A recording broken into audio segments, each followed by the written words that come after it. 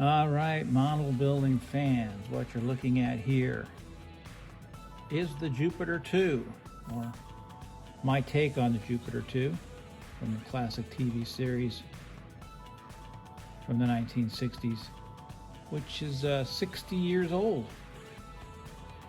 This was a 3D print, and the print messed up, so I hate to throw anything out. So I just said, well, what would the Jupiter 2 look like from Lost in Space if I did it? So in my version of the Jupiter 2, this is 60 years down the road. The Jupiter 2 is still flying through space. I don't know if it's still lost, but it is still flying. So maybe after the Robinsons got back home, Will Robinson kept the Jupiter 2 and refurbished it and went back out into space to explore. Who knows? Who knows what happened with the Jupiter 2 after they got back to Earth? If they got back to Earth, who knows? So I'd like to think that Will Robinson is still out there traveling in space. So underneath here, you can see that there was a lot of issues.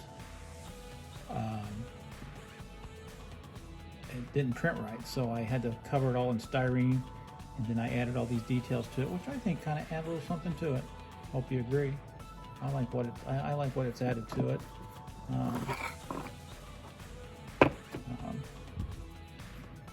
It gives it a little bit more texture. In the 60s, things were a lot smoother. As time went on, and there was a lot more kit bashing and whatnot on spaceships in the 70s and the 80s, they had a lot more jagged edges, and I think that makes them a lot more interesting. So I really enjoyed Lost in Space when I was a kid. It was very rare to see it where I lived, so when I did get to see it, I really enjoyed it. I preferred the first season when it was in black and white to the later ones because I thought it was a little bit more serious, and some of the other ones got a little silly. But overall, still a great idea for a TV show. And of course, there was a famous movie that didn't do very well because they never did any more. It has a few kits. I know at least 2 model kits from that. You got the Jupiter 2 and you got the robot. But